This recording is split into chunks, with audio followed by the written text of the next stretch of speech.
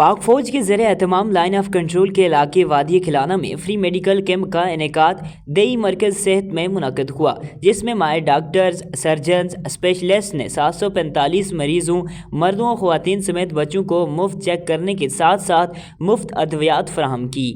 अवामी इलाका का खैर मकदम पाक फ़ौज को खराज तहसीन पेश किया गया।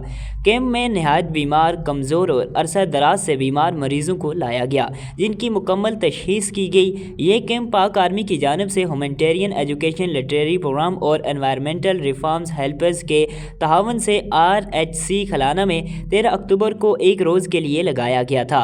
फ्री मेडिकल कैंप का इनेकाद किया गया, जिसमें तमाम मरीज़ों को मुफ्त अद्वियात फराहम की गई, जो 645 MR की तरफ से थी। कैंप में 45 तिबी सहूलियात और मेडिकल चेकअप, सर्जरी, तिबी मुआयना और अद्वियात फराहम की गई।